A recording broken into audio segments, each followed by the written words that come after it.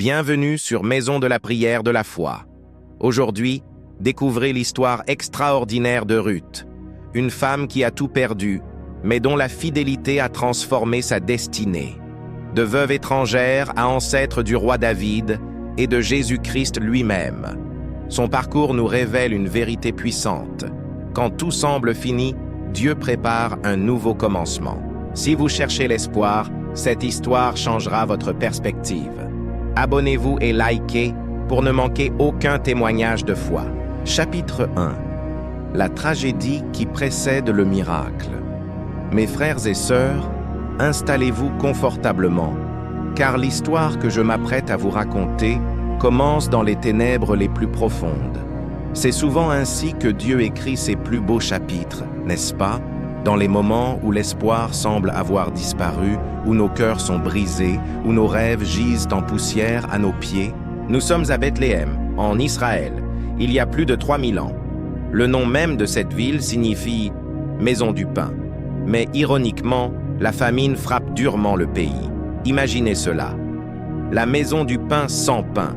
C'est dans ces circonstances désespérées que nous rencontrons une famille ordinaire. Elimelech, son épouse Naomi, et leurs 2 fils, Machlon et Kiljon. Elimelech prend une décision difficile. Face à la famine qui ravage sa terre natale, il décide de partir avec toute sa famille vers Moab, un pays étranger. Mes amis, comprenez bien ce que cela signifie. Moab n'était pas simplement un autre pays, c'était une nation païenne, un peuple qui adorait des idoles, un endroit où les enfants d'Israël n'étaient pas censés s'établir. Mais la faim pousse les hommes à faire des choix drastiques. Ils s'installent donc en Moab. Les années passent. Les 2 fils deviennent des hommes et prennent des épouses moabites. L'une s'appelle Orpa, l'autre Ruth. Pendant environ 10 ans, ils vivent en Moab, construisant une vie, créant des souvenirs, tissant des liens.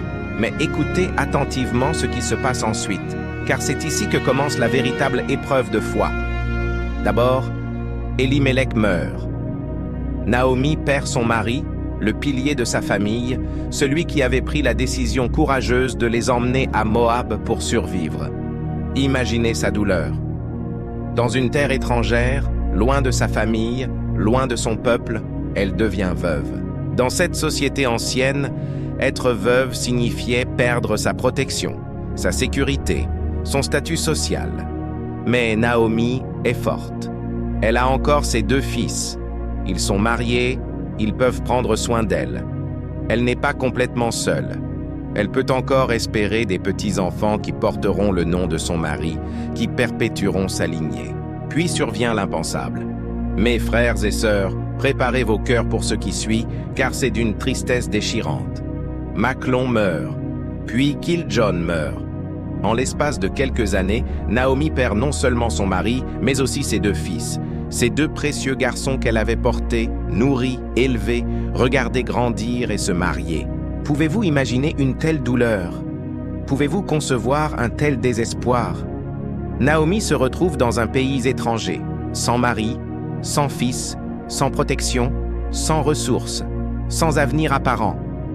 Elle est maintenant âgée, entourée uniquement de ses 2 belles-filles, également veuves. Les Écritures nous disent que ces femmes sont restées ensemble pendant un certain temps après ces tragédies. 3 veuves, unies par le chagrin, essayant de survivre dans un monde qui n'avait aucune miséricorde pour les femmes seules. Pas de pension de veuve, pas d'assurance vie, pas de sécurité sociale. Rien que leur foi, leur courage et leur détermination à continuer malgré tout. Puis Naomi entend une nouvelle qui change tout. On lui annonce que l'Éternel a visité son peuple en Israël et lui a donné du pain.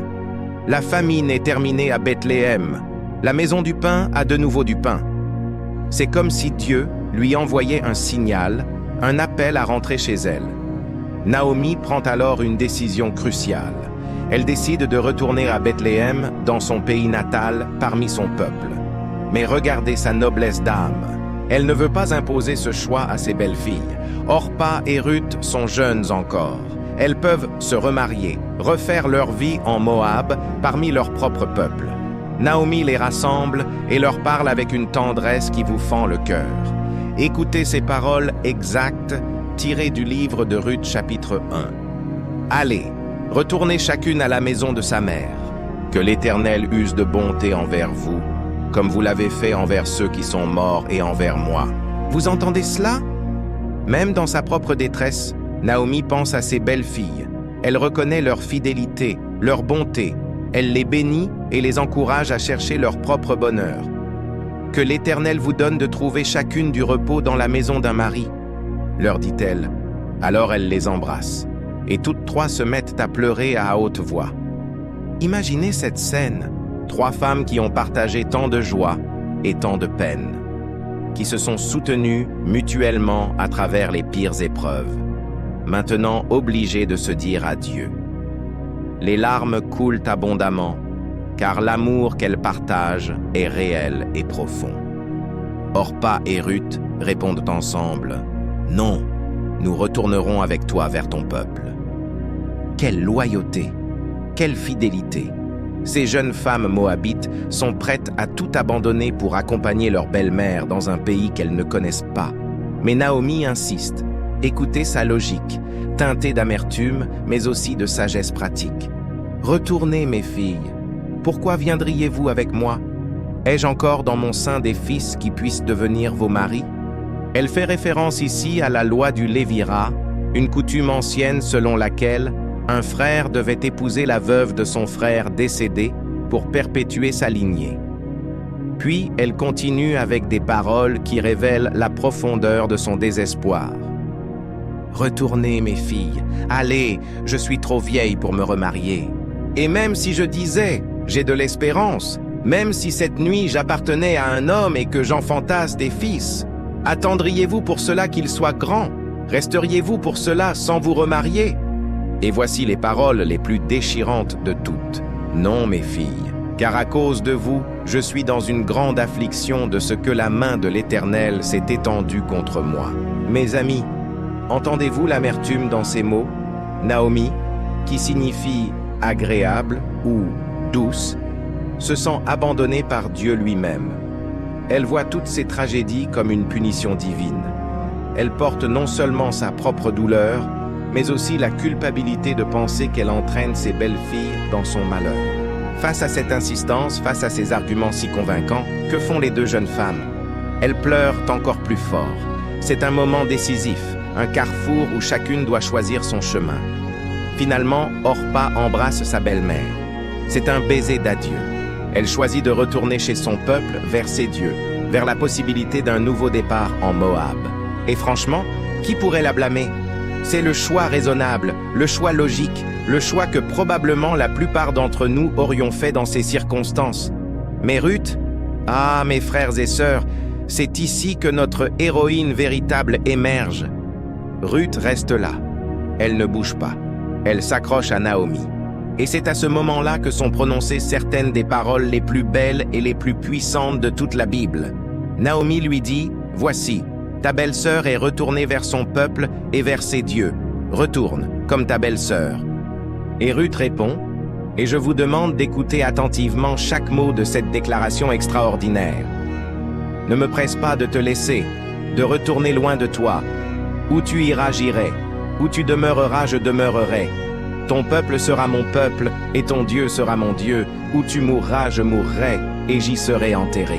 Que l'Éternel me traite dans toute sa rigueur, si autre chose que la mort vient à me séparer de toi. » Laissez-moi répéter cela, car c'est tellement puissant. Où tu iras, j'irai. Où tu demeureras, je demeurerai. Ton peuple sera mon peuple, et ton Dieu sera mon Dieu. Mes amis, comprenez-vous ce qui se passe ici? Ruth, une femme moabite, une païenne par naissance, fait 3 engagements simultanés et radicaux. Premièrement, elle s'engage envers Naomi personnellement. Elle refuse de l'abandonner dans sa vieillesse et son malheur. Elle choisit la loyauté au-delà de toute logique humaine. Deuxièmement, elle s'engage envers le peuple d'Israël. « Ton peuple sera mon peuple. » Elle abandonne sa propre nationalité, sa propre identité culturelle, pour rejoindre un peuple qui, franchement, ne l'accueillera pas facilement. Elle devient étrangère parmi les siens et étrangère parmi ceux qu'elle va rejoindre. Troisièmement, et c'est le plus important, elle s'engage envers le Dieu d'Israël. « Ton Dieu sera mon Dieu ». C'est une déclaration de foi extraordinaire. Ruth abandonne les idoles de Moab pour le Dieu vivant, le Dieu d'Abraham, d'Isaac et de Jacob. Elle fait ce choix non pas dans la prospérité, non pas quand tout va bien, mais dans les cendres du désastre, dans le creux de la tragédie. Et pour sceller cet engagement, elle prononce un serment solennel. « Que l'Éternel me traite dans toute sa rigueur, si autre chose que la mort vient à me séparer de toi. » Elle invoque le nom du Dieu qu'elle vient juste de choisir pour garantir sa fidélité. Quelle foi, quel courage! Quand Naomi voit que Ruth est déterminée à aller avec elle, elle cesse de la presser. Les deux femmes se mettent en route ensemble. Imaginez ce voyage. Deux veuves, sans protection masculine, traversant des routes dangereuses, portant probablement tout ce qu'elles possèdent sur leur dos, marchant vers un avenir complètement incertain. Le voyage de Moab à Bethléem couvrait environ 80 km. Pour deux femmes âgées, ou une âgée et une jeune veuve, cela représentait plusieurs jours de marche pénible. Elles devaient traverser des terrains difficiles, peut-être être confrontées à des bandits, dormir à la belle étoile, rationner leur nourriture et leur eau. Mais elles persévèrent. Elles continuent. Pas à pas, kilomètre après kilomètre, elles avancent. Ruth aurait pu changer d'avis à tout moment. Chaque pas l'éloignait davantage de tout ce qu'elle avait connu. Chaque pas l'amenait plus près d'un monde étranger, d'un peuple étranger, d'un avenir inconnu. Mais elle ne faiblit pas. Sa décision est prise. Son engagement est ferme. Finalement, elles arrivent à Bethléem. Et devinez quand elles arrivent? Au commencement de la moisson des orges. Notez ce timing providentiel. Elles n'arrivent pas en plein hiver quand il n'y a pas de travail, pas de nourriture à glaner. Non, elles arrivent exactement au moment où les champs sont prêts pour la moisson, où les lois d'Israël permettaient aux pauvres et aux étrangers de glaner dans les champs après les moissonneurs. Mais avant de parler de ce qui va suivre, regardons la réaction de la ville à leur arrivée. Les Écritures nous disent « Toute la ville fut émue à leur sujet ». Les gens se demandaient « Est-ce bien Naomi ?» Vous voyez, Naomi était partie d'ici il y a plus de 10 ans, avec son mari et 2 fils pleins de vie. Maintenant, elle revient seule, vieillie, marquée par le chagrin, accompagnée seulement d'une jeune étrangère moabite. Le contraste est saisissant. Et écoutez la réponse de Naomi quand on l'interroge. Elle dit « Ne m'appelez pas Naomi, appelez-moi Mara, car le Tout-Puissant m'a rempli d'amertume. J'étais dans l'abondance à mon départ, et l'Éternel me ramène les mains vides. Pourquoi m'appelleriez-vous Naomi, après que l'Éternel s'est prononcé contre moi et que le Tout-Puissant m'a affligé? Naomi signifie agréable, douce, plaisante. Mara signifie amère. Cette femme est tellement brisée par la vie qu'elle veut même changer son nom pour refléter sa douleur. Elle dit être partie dans l'abondance et être revenue les mains vides. Mais attendez, est-elle vraiment revenue les mains vides? Non, elle a Ruth. Elle a cette belle fille extraordinaire qui a tout abandonné par loyauté envers elle. Mais dans son amertume, Naomi ne peut même pas voir cette bénédiction. Elle est tellement concentrée sur ce qu'elle a perdu qu'elle ne voit pas le trésor qui marche à ses côtés. Mes frères et sœurs, n'est-ce pas exactement ce que nous faisons parfois? Dans nos moments les plus sombres, nous comptons nos pertes et oublions nos bénédictions. Nous voyons ce que Dieu a enlevé et nous ne voyons pas ce qu'il a donné. Nous nous concentrons sur les portes fermées et nous manquons les fenêtres ouvertes. Naomi se plaint d'être revenue les mains vides, mais Dieu, dans sa sagesse infinie, lui a donné Ruth. Et cette Ruth moabite, cette étrangère, cette femme que Naomi considère à peine dans son décompte de bénédiction, va devenir l'instrument même que Dieu utilisera pour transformer toute cette histoire de tragédie en triomphe. Car voyez-vous, mes amis, ce n'est pas la fin de l'histoire. C'est seulement le premier chapitre. C'est le moment le plus sombre, la nuit la plus profonde. Mais rappelez-vous toujours que les miracles de Dieu brillent le plus fort dans les ténèbres les plus épaisses. Ruth et Naomi sont maintenant à Bethléem. Elles sont pauvres, elles sont veuves, elles sont vulnérables. Ruth est une étrangère dans une terre étrange. Elle ne connaît personne. Elle n'a aucune connexion sociale. Elle ne possède rien. Humainement parlant, ses perspectives sont sombres. Mais elle a fait 3 choix qui vont changer non seulement sa propre destinée, mais l'histoire du salut de l'humanité tout entière. Elle a choisi la loyauté plutôt que le confort. Elle a choisi un nouveau peuple plutôt que ses racines. Elle a choisi le vrai Dieu plutôt que les idoles de ses ancêtres.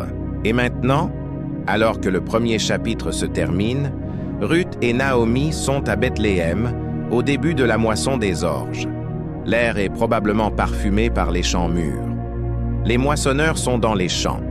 La ville bourdonne d'activité.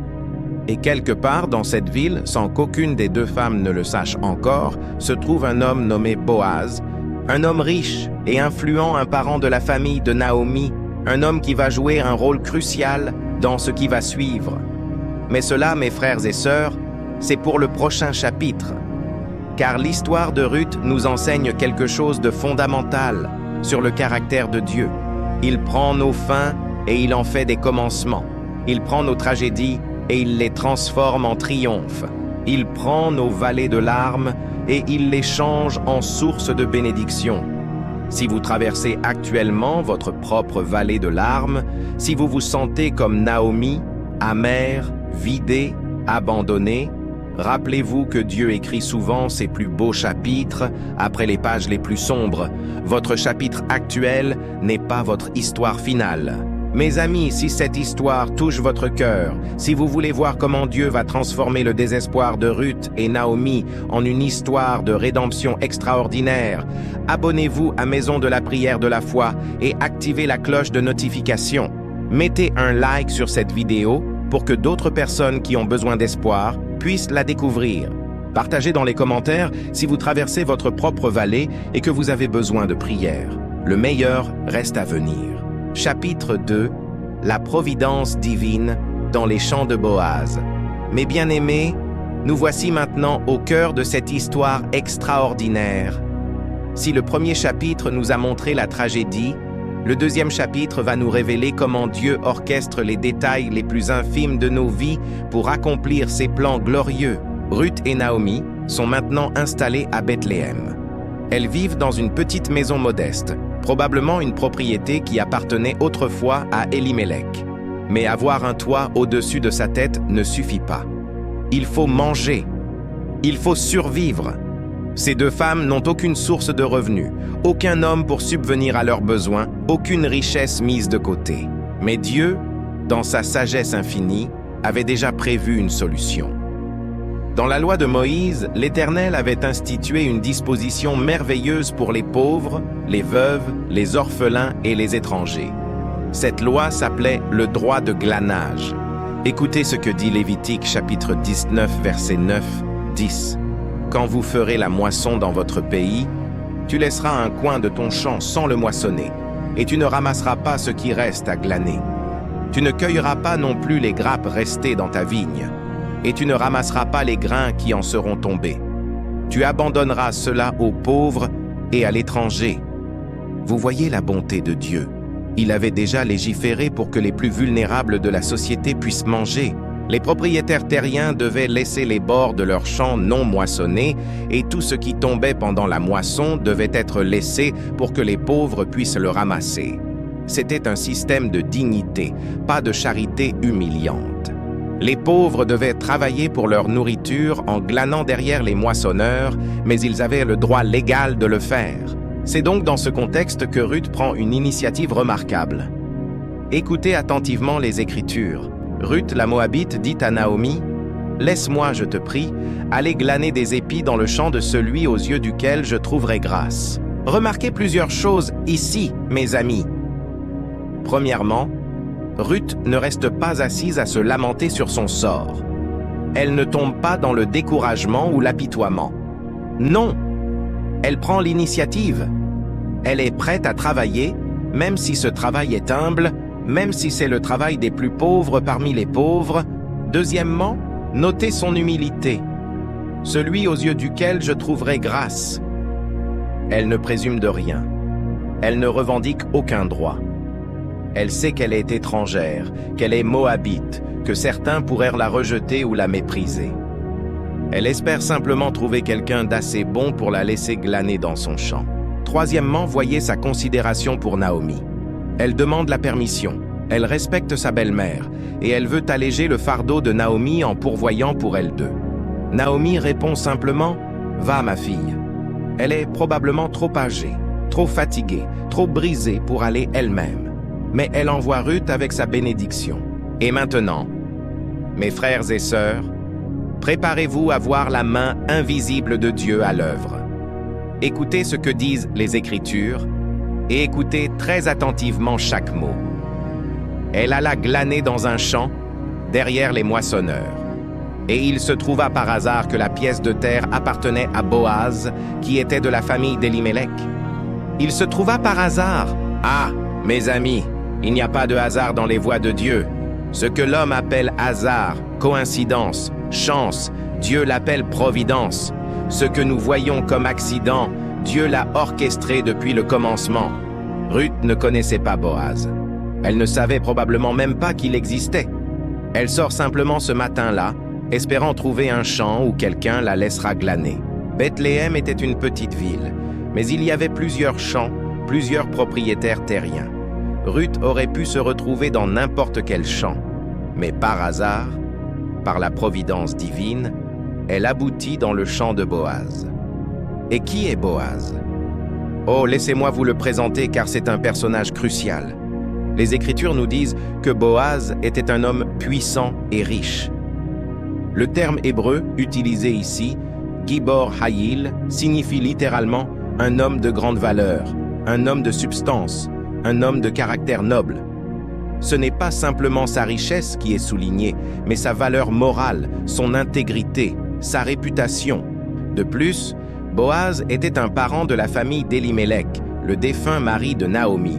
Selon les coutumes de l'époque, cela faisait de lui un goël potentiel, un rédempteur, un proche parent qui avait le droit et potentiellement l'obligation de racheter la propriété familiale et de prendre soin de la veuve. Mais Ruth ne sait rien de tout cela encore. Elle arrive simplement dans ce champ, probablement tôt le matin, et commence à suivre les moissonneurs, ramassant humblement les épis qui tombent. Imaginez la scène, mes amis. Les moissonneurs travaillent en groupe, coupant les épis d'orge avec leurs faucilles. Les lieurs les rassemblent en gerbes. Et derrière eux, glissant entre les rangées, il y a les glaneurs, les pauvres de la ville, les veuves, les orphelins, les étrangers. Et parmi eux, une jeune femme moabite que personne ne connaît, travaillant diligemment, la tête peut-être couverte, essayant de ne pas attirer l'attention. Le soleil se lève plus haut dans le ciel. La chaleur devient intense. Les mains de Ruth doivent être écorchées par les tiges d'orge. Son dos doit être douloureux de se pencher constamment. Mais elle continue, ramassant épi après épi, les rassemblant dans son tablier.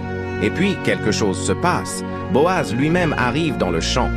Les Écritures nous disent, et voici, Boaz vint de Bethléem, et il dit au moissonneur, « Que l'Éternel soit avec vous. » Arrêtez-vous un instant sur cette salutation. « Que l'Éternel soit avec vous. » Ce n'est pas un simple « bonjour ».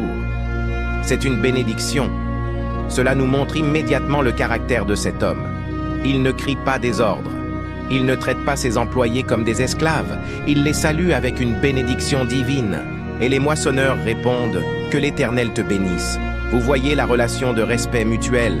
Boaz est le propriétaire, il est riche et puissant, mais il y a un respect réciproque entre lui et ceux qui travaillent pour lui. C'est un homme qui craint Dieu, qui traite les autres avec dignité. Alors Boaz commence à inspecter le travail dans son champ, et son regard tombe sur Ruth. Il remarque cette jeune femme qu'il n'a jamais vue auparavant, cette étrangère qui glane derrière ses moissonneurs. Et il demande au serviteur qui est établi sur les moissonneurs à qui est cette jeune femme. Mes amis, il y a quelque chose dans Ruth qui attire l'attention de Boaz. Peut-être est-ce sa diligence, sa dignité malgré son humble tâche, sa beauté extérieure aussi peut-être, car les Écritures nous laissent entendre qu'elle était belle. Mais surtout, je crois que c'est son esprit qui transparaît. Cet esprit de loyauté, de courage, de fidélité qui l'a amené jusqu'ici. Le serviteur répond, « C'est une jeune femme moabite qui est revenue avec Naomi du pays de Moab. » Vous voyez, sa réputation l'a précédée. Toute la ville a entendu parler de cette étrangère qui a abandonné tout pour accompagner sa belle-mère. Le serviteur continue. Elle a dit, « Permettez-moi de glaner et de ramasser des épis entre les gerbes, derrière les moissonneurs. » Et depuis ce matin qu'elle est venue, elle a été debout jusqu'à présent et ne s'est reposée qu'un moment dans la maison. Écoutez ce témoignage. Ruth a demandé la permission avec respect. Elle n'a pas présumé. Et depuis son arrivée tôt ce matin, elle a travaillé sans relâche, ne prenant qu'un bref repos. C'est une travailleuse acharnée, digne, respectueuse. Le serviteur de Boaz l'a remarqué et maintenant Boaz le sait aussi. Et c'est à ce moment-là, mes bien-aimés, que Boaz fait quelque chose d'extraordinaire. Il s'approche directement de Ruth et lui parle. Dans cette culture, c'était inhabituel qu'un homme riche et influent adresse directement la parole à une pauvre glaneuse étrangère. Mais Boaz le fait. Écoutez ces paroles, car elles sont pleines de bonté et de grâce. « Écoute, ma fille, ne va pas glaner dans un autre champ, et ne t'éloigne pas d'ici, mais reste avec mes servantes. » Ma fille, voyez cette tendresse. Boaz était probablement plus âgé que Ruth, peut-être de 20 ans ou plus. Il s'adresse à elle avec une affection paternelle, avec respect et bienveillance. Et il lui donne une instruction claire. « Reste dans mon champ, ne va pas ailleurs. » Puis il continue. « Regarde le champ que l'on moissonne, et va après elle. J'ai défendu à mes serviteurs de te toucher, et quand tu auras soif, tu iras au vase, et tu boiras de ce que les serviteurs auront puisé. » Mes frères et sœurs, comprenez-vous ce qui se passe ici? Boaz fait 3 choses extraordinaires. Premièrement, il lui offre sa protection. « J'ai défendu à mes serviteurs de te toucher. » Dans ces temps anciens, une jeune femme étrangère glanant seule dans les champs était extrêmement vulnérable. Elle pouvait être harcelée, insultée, ou pire encore. Mais Boaz met son autorité et sa réputation derrière la protection de Ruth. Il ordonne à ses serviteurs de ne pas la toucher, de ne pas la déranger, de ne pas lui manquer de respect. Deuxièmement, il lui donne accès à l'eau. Cela peut sembler insignifiant pour nous aujourd'hui, mais dans le climat chaud de la Palestine, l'eau était précieuse. Les glaneurs devaient normalement apporter leur propre eau ou trouver un puits public. Mais Boaz dit à Ruth, « Tu peux boire de l'eau que mes serviteurs ont tirée. » Il lui donne le même accès aux ressources que ses propres employés. Troisièmement, il l'invite à rester exclusivement dans son champ. Pourquoi est-ce important? Parce que tous les propriétaires terriens n'étaient pas aussi généreux que Boaz. Certains laissaient très peu à glaner. Certains étaient durs avec les glaneurs. Mais Boaz, comme nous allons le voir, va s'assurer que Ruth ait amplement à glaner. Comment Ruth réagit-elle à toute cette bonté inattendue? Les Écritures nous disent « Alors elle tomba sur sa face et se prosterna contre terre, et elle lui dit « Comment ai-je trouvé grâce à tes yeux pour que tu t'intéresses à moi qui suis une étrangère ?» Voyez son humilité. Elle se prosterne. Ce n'est pas de l'orgueil, ce n'est pas de la présomption. C'est une reconnaissance humble et étonnée de cette grâce imméritée. Comment ai-je trouvé grâce à tes yeux? Moi, qui suis une étrangère. Ruth sait qui elle est. Elle est moabite. Les Moabites n'étaient pas aimés en Israël. Ils avaient une histoire tendue avec le peuple de Dieu. Deutéronome 23:3 disait même « L'Ammonite et le Moabite n'entreront point dans l'assemblée de l'Éternel. » Ruth connaît ces choses. Elle sait qu'elle n'a aucun droit, aucun privilège, aucune revendication. Et pourtant, cet homme puissant et riche la traite avec une bonté extraordinaire. Et maintenant, écoutez la réponse de Boaz. Oh, mes amis, c'est ici que nous voyons vraiment le cœur de cet homme remarquable. Il dit, « On m'a rapporté tout ce que tu as fait pour ta belle-mère depuis la mort de ton mari, et comment tu as quitté ton père, ta mère, et le pays de ta naissance, pour aller vers un peuple que tu ne connaissais point auparavant. » Boaz connaît son histoire. Il a entendu parler de sa loyauté extraordinaire envers Naomi. Il sait qu'elle a tout abandonné, son pays, sa famille, ses dieux, tout ce qui lui était familier, pour accompagner une vieille femme amère vers un avenir incertain. Et il respecte profondément ce sacrifice. Puis il prononce une bénédiction qui est absolument prophétique. Que l'Éternel te rende ce que tu as fait et que ta récompense soit entière de la part de l'Éternel, le Dieu d'Israël, sous les ailes duquel tu es venu te réfugier. Mes frères et sœurs, arrêtez-vous sur ces paroles. Sous les ailes duquel tu es venu te réfugier. Quelle image magnifique! Comme un oisillon qui court se mettre à l'abri sous les ailes protectrices de sa mère, Ruth est venue se réfugier sous les ailes du Dieu d'Israël. Elle a quitté les idoles mortes de Moab pour le Dieu vivant. Et Boaz reconnaît cet acte de foi et prie pour que Dieu la récompense abondamment. Ce que Boaz ne sait pas encore, c'est que Dieu va utiliser Boaz lui-même comme instrument de cette récompense. Mais nous anticipons. Ruth répond avec une gratitude débordante. « Oh, que je trouve grâce à tes yeux, mon Seigneur, car tu m'as consolé et tu as parlé au cœur de ta servante. Et pourtant je ne suis pas, moi, comme l'une de tes servantes. Elle est tellement touchée. » Boaz ne l'a pas seulement aidée matériellement. Il a parlé à son cœur. Il l'a traitée avec dignité, avec respect, avec bonté. Il a vu au-delà de son statut d'étrangère pour reconnaître sa valeur en tant que personne. Mais attendez, ce n'est pas tout. L'histoire devient encore plus belle. Quand arrive l'heure du repas, Boaz appelle Ruth et lui dit « Approche-toi, mange du pain et trempe ton morceau dans le vinaigre. » Il l'invite à son repas, pas simplement à glaner dans son champ, mais à partager la nourriture avec lui et ses moissonneurs. Les Écritures nous disent « Elle s'assit à côté des moissonneurs, on lui donna du grain rôti, elle mangea et se rassasia, et elle garda le reste. » Boaz lui-même lui tendit du grain rôti, un homme de sa position servant personnellement une pauvre glaneuse étrangère. Et non seulement elle mangea à satiété, mais il y avait même des restes. L'abondance de Boaz était telle qu'elle pouvait manger jusqu'à être rassasiée et encore avoir quelque chose à emporter pour Naomi. Après le repas, quand Ruth se leva pour continuer à glaner, Boaz donna des ordres secrets à ses serviteurs.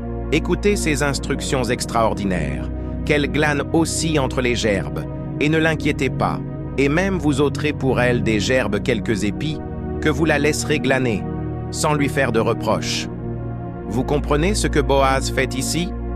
Normalement, les glaneurs ne pouvaient ramasser que ce qui tombait accidentellement. Ils ne pouvaient certainement pas glaner entre les gerbes déjà liées. Mais Boaz dit à ses serviteurs de laisser Ruth glaner même entre les gerbes. Et plus encore, ils doivent intentionnellement retirer des épis des gerbes et les laisser tomber pour qu'elle les ramasse. Tout cela sans lui faire de reproches, sans l'embarrasser, sans qu'elle sache que c'est arrangé. C'est la grâce incarnée, mes amis. La grâce qui va au-delà de ce qui est requis. La grâce qui donne abondamment, généreusement, sans compter. La grâce qui bénit en secret, sans chercher la reconnaissance. Ruth glana donc dans le champ jusqu'au soir. Et quand elle bâtit ce qu'elle avait glané, il y avait environ un épha d'orge. Un épha représente environ 22 litres ou 15 kilogrammes. Pour une journée de glanage, c'est une quantité extraordinaire. Normalement, un glaneur aurait peut-être récolté 1 ou 2 kilogrammes dans une bonne journée. Mais Ruth avait 15 kilogrammes. C'était suffisant pour nourrir 2 personnes pendant une semaine ou plus. Elle porta tout cela à la ville et le montra à Naomi. Imaginez la scène! Ruth revient de sa première journée de travail, courbée sous le poids de toute cette orge, les joues probablement roses d'excitation, les yeux brillants. Elle verse l'orge aux pieds de Naomi et sort aussi les restes de son repas qu'elle avait gardé pour sa belle-mère. Naomi est stupéfaite. Sa belle-mère lui dit « Où as-tu glané aujourd'hui et où as-tu travaillé? Béni soit celui qui s'est intéressé à toi. » Sans même savoir qui a aidé Ruth, Naomi le bénit. Elle reconnaît que quelqu'un a dû montrer une bonté extraordinaire à sa belle-fille pour qu'elle ramène autant. Ruth raconte alors tout à Naomi. Elle lui dit « L'homme chez qui j'ai travaillé aujourd'hui s'appelle Boaz. Et maintenant, mes amis, voyez la réaction de Naomi. Soudain, cette femme qui était si amère, qui voulait qu'on l'appelle Mara, qui se plaignait que Dieu l'avait affligée, soudain son visage s'illumine Elle s'écrie « Qu'il soit béni de l'Éternel, qui n'a point abandonné sa miséricorde envers les vivants et envers les morts. » Pour la première fois depuis longtemps, Naomi voit la main de Dieu à l'œuvre. Pour la première fois, elle prononce une bénédiction au lieu d'une plainte. L'espoir commence à renaître dans son cœur desséché. Puis elle dit à Ruth quelque chose de crucial. « Cet homme est notre parent. Il est de ceux qui ont sur nous droit de rachat. » Droit de rachat. Voilà le mot-clé, mes bien-aimés, le Goël, le Rédempteur. Dans la loi d'Israël, un proche parent avait le droit et le devoir de racheter la propriété d'un parent décédé et d'épouser sa veuve pour perpétuer son nom et sa lignée. C'était une belle institution de rédemption qui préfigurait le travail de notre grand Rédempteur Jésus-Christ. Naomi commence à voir la providence divine dans tout cela. Ce n'est pas un hasard si Ruth s'est retrouvée dans le champ de Boaz. Ce n'est pas un hasard si Boaz est un parent qui a le droit de rachat. Ce n'est pas un hasard si cet homme puissant et riche s'est montré si bon envers cette étrangère pauvre. Ruth ajoute « Il m'a dit aussi, reste avec mes serviteurs jusqu'à ce qu'ils aient achevé toute ma moisson. » Et Naomi, retrouvant sa sagesse maternelle, conseille à Ruth « Il est bon, ma fille, que tu sortes avec ses servantes et qu'on ne te rencontre pas dans un autre champ. » Ruth suit ce conseil. Le texte nous dit « Elle resta donc avec les servantes de Boaz pour glaner jusqu'à la fin de la moisson des orges et de la moisson du froment. Et elle demeurait avec sa belle-mère. Pendant environ 7 semaines, la durée de la moisson de l'orge et du froment, Ruth va chaque jour dans les champs de Boaz. Chaque jour, elle glane sous sa protection. Chaque jour, elle rapporte une abondance inhabituelle d'orge et de blé. Chaque jour, Boaz la voit, la remarque, s'assure qu'elle est protégée et bénie. Pensez à ce qui se passe pendant ces 7 semaines, mes amis. Ruth et Boaz se voient régulièrement. Ils ne se parlent peut-être pas beaucoup. Les convenances sociales de l'époque ne le permettraient pas facilement. Mais Boaz observe cette femme extraordinaire. Il voit sa diligence, son humilité, sa fidélité envers Naomi. Il voit comment elle travaille du matin au soir sans se plaindre. Il voit comment elle est respectée par les autres servantes. Comment elle se comporte avec dignité et grâce malgré son humble statut. Et Ruth, elle voit cet homme remarquable qui la traite avec une bonté qu'elle n'a jamais connue. Elle voit comment il parle à ses serviteurs avec respect. Elle voit comment il vit sa foi en l'Éternel, comment il bénit les autres, comment il est généreux sans ostentation. Elle voit un homme de Dieu, un homme d'intégrité, un homme de compassion. Pendant ces 7 semaines, quelque chose se construit silencieusement. Le respect mutuel s'approfondit, l'admiration grandit, et peut-être, juste peut-être, l'amour commence à naître. Cet amour noble et pur qui se base sur le caractère, la foi et le respect mutuel, pas simplement sur l'attraction physique. Et tout ce temps, Naomi observe. Elle voit comment sa belle-fille revient chaque soir avec plus que suffisant de grain. Elle voit la lumière revenir dans les yeux de Ruth. Elle entend les histoires de la bonté de Boaz. Et dans son cœur, un plan commence à se former, un plan qui respecte les lois de Dieu, honore les coutumes d'Israël et pourrait apporter la rédemption qu'elles espèrent toutes les deux. Mes frères et sœurs, voyez-vous la beauté de ce chapitre? C'est un chapitre de provision divine, de protection divine, de préparation divine. Dieu a pourvu. Ruth et Naomi ne manquent plus de nourriture.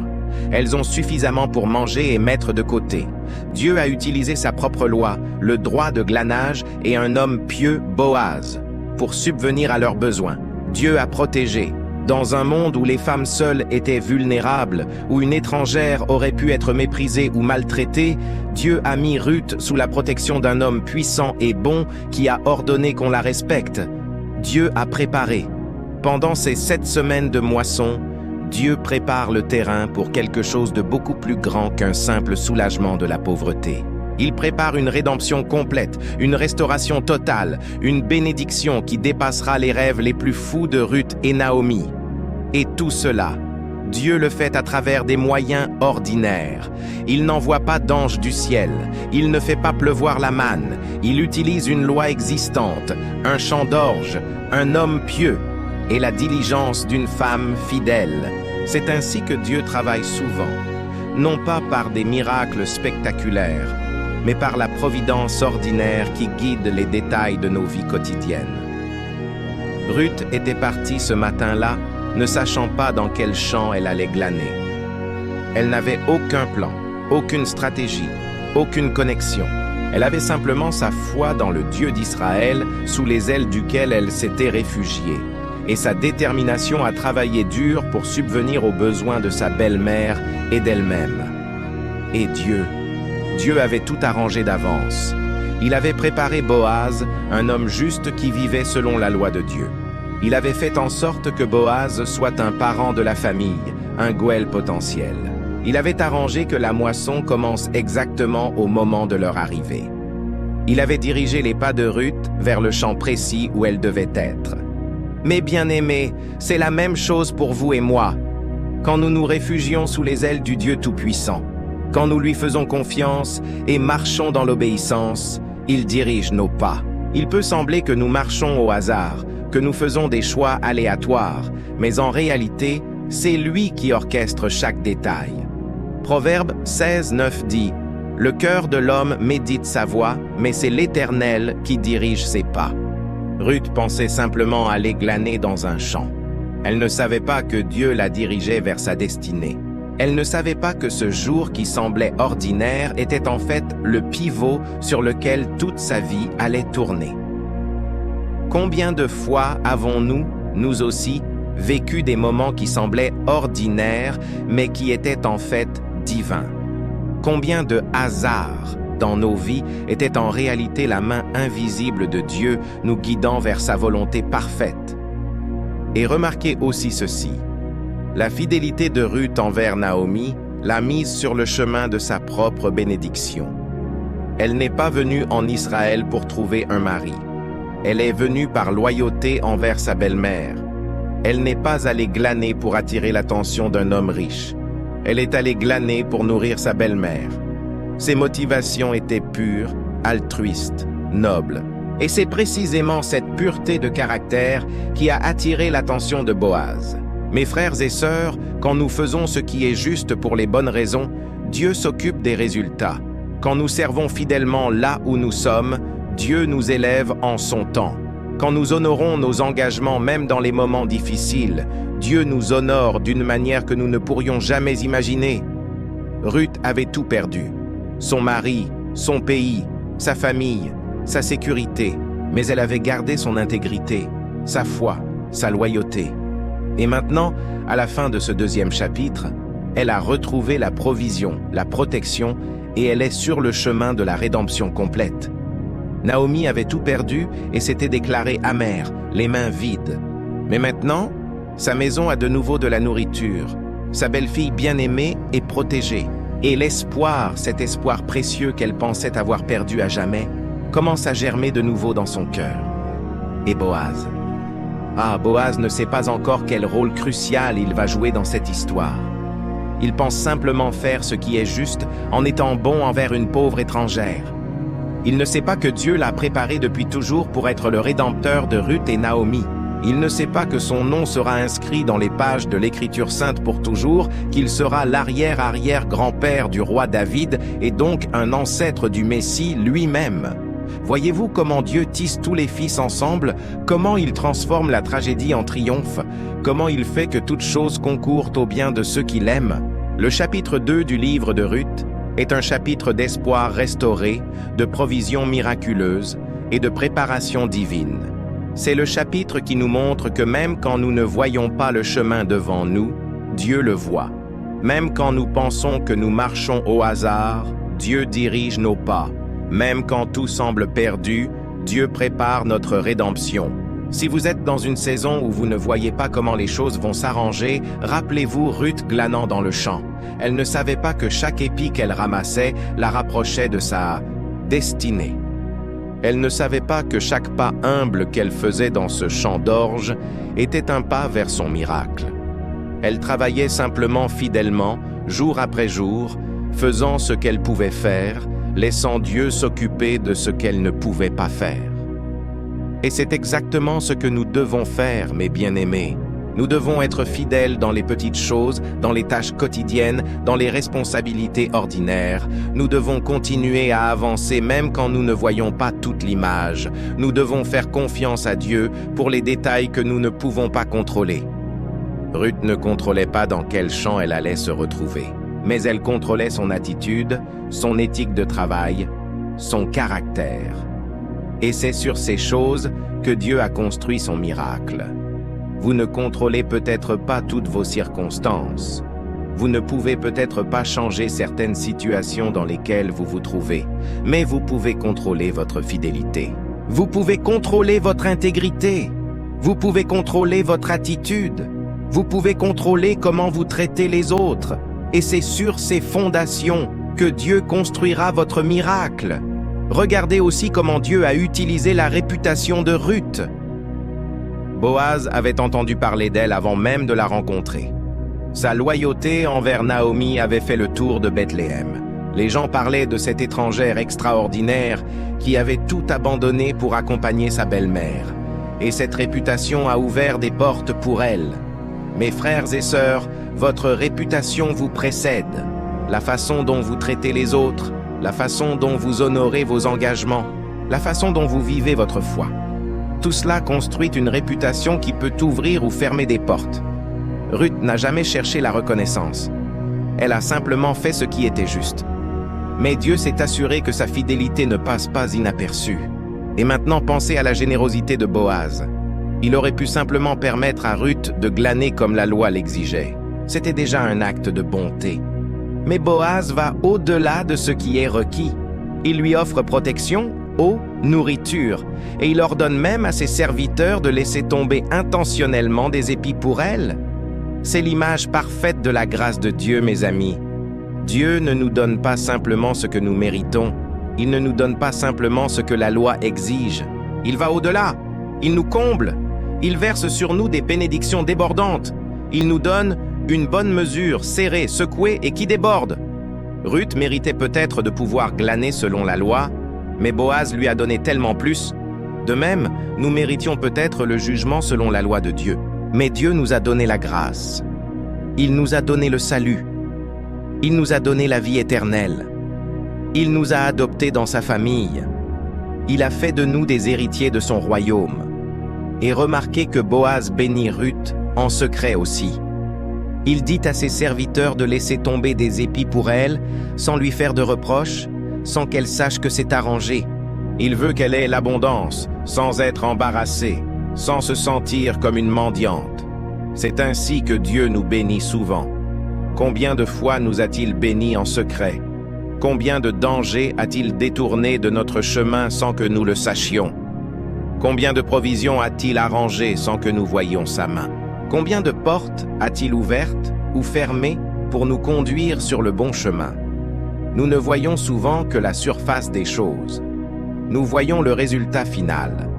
Mais nous ne voyons pas tout le travail invisible que Dieu fait en coulisses, arrangeant les circonstances, touchant les cœurs, préparant le terrain pour nos bénédictions. Ruth voyait simplement qu'elle ramassait beaucoup d'orge. Elle ne savait pas que Boaz avait donné des ordres secrets à ses serviteurs. De même, nous voyons nos bénédictions, mais nous ne savons pas toutes les choses que Dieu a orchestrées pour les faire arriver. Et maintenant, pensez au timing parfait de Dieu. Ruth et Naomi arrivent à Bethléem au début de la moisson. C'est le moment parfait. Si elles étaient arrivées en hiver, il n'y aurait eu rien à glaner. Si elles étaient arrivées après la moisson, l'opportunité serait passée. Mais elles arrivent exactement au bon moment. Dieu est le maître du timing parfait. Il ne vient jamais trop tôt ni trop tard. Il arrive toujours à temps, même si de notre perspective, cela semble être à la dernière minute. Pensez à Lazare. Jésus est arrivé quand Lazare était déjà mort depuis 4 jours.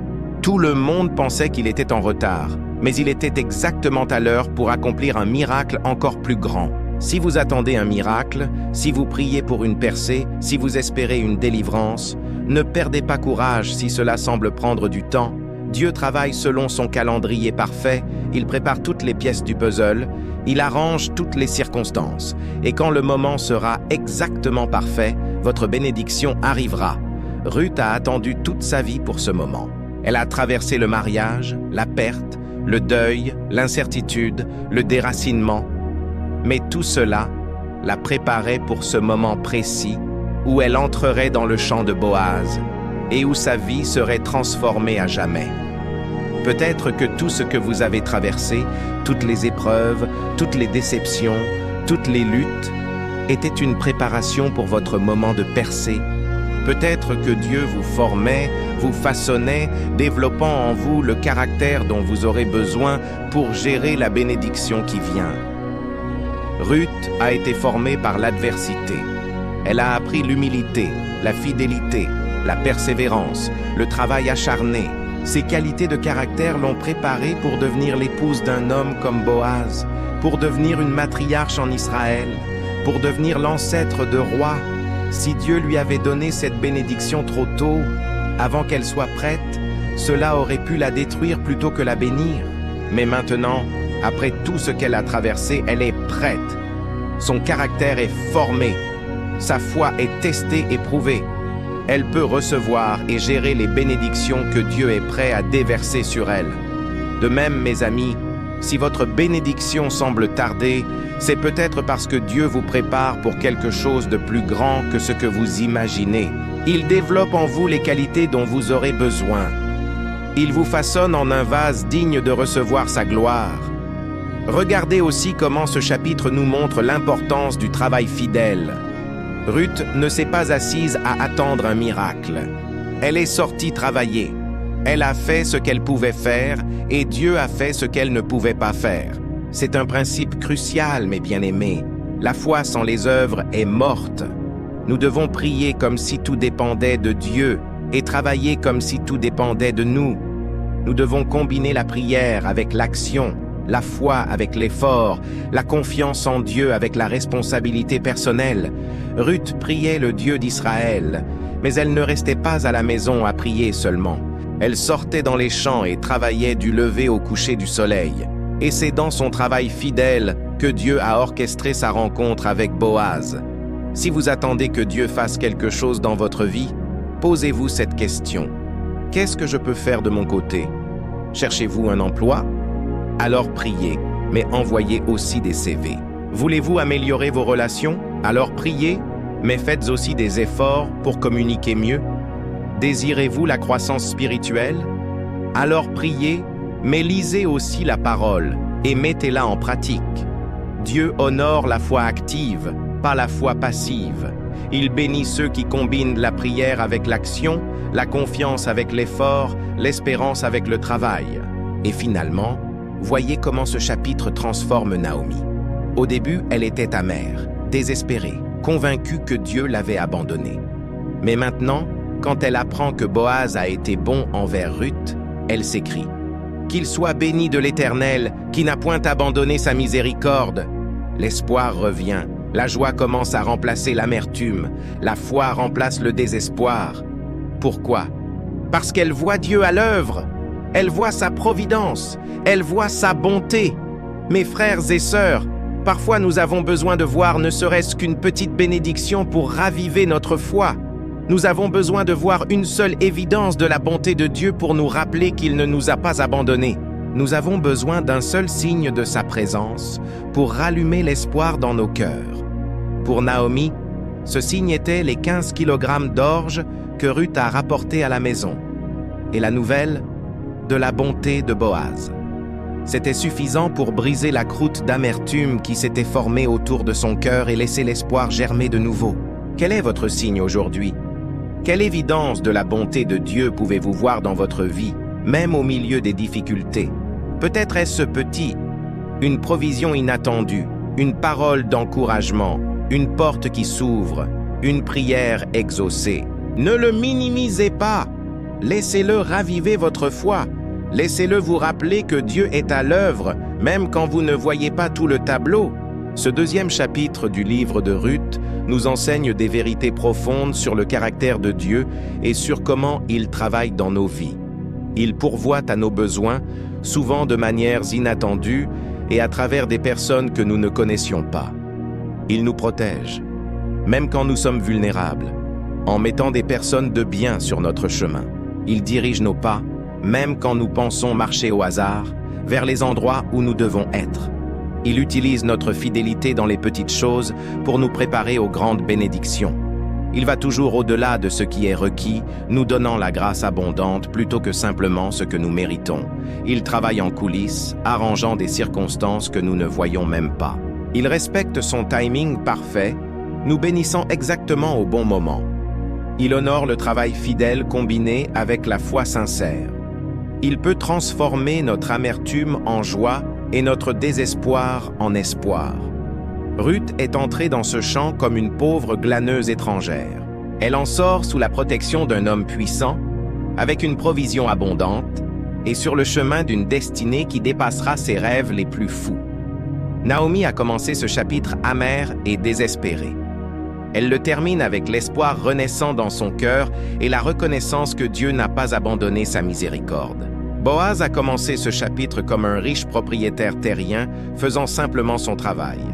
Il le termine touché par une jeune femme extraordinaire dont la fidélité et le caractère ont capturé son attention et son respect.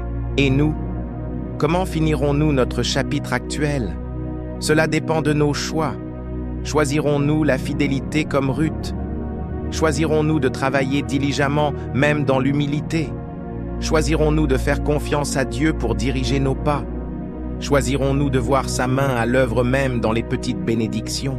Si nous le faisons, alors comme Ruth, nous découvrirons que ce qui semble être un hasard est en fait la providence divine, que ce qui semble être une fin est en fait un nouveau commencement, que ce qui semble être une tragédie est en fait le prologue d'un triomphe.